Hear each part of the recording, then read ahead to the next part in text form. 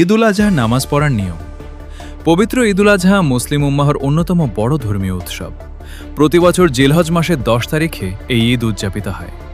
ঈদের নামাজ 2 রাকাত এবং এতে অতিরিক্ত 6টি তাকবীর রয়েছে। অন্য সাধারণ নামাজের সঙ্গে এখানেই মূল পার্থক্য। ঈদের নামাজের নিয়ত। নামাজ শুরু করার আগে মনে মনে নিয়ত করতে হবে যে অতিরিক্ত 6 তাকবীর সহ 2 রাকাত ওয়াজিব ঈদের নামাজ ইমামের পেছনে আল্লাহর সন্তুষ্টির উদ্দেশ্যে আদায় করা হচ্ছে। প্রথম রাকাতের নিয়ম।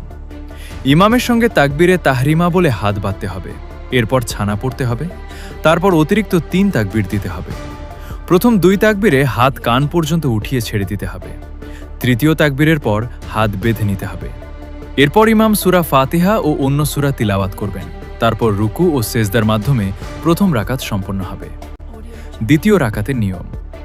দ্বিতীয় রাকাতে ইমাম সূরা ফাতিহা ও অন্য সূরা পড়ার পর আবার অতিরিক্ত 3 তাকবীর দিতে হবে।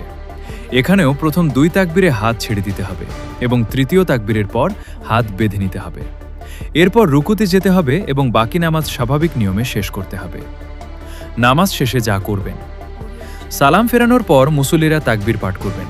আল্লাহু আকবার, আল্লাহু আকবার, লা ইলাহা ইল্লাল্লাহ, ওয়াল্লাহু আকবার, আল্লাহু আকবার, ওয়ালিল্লাহিল হামদ।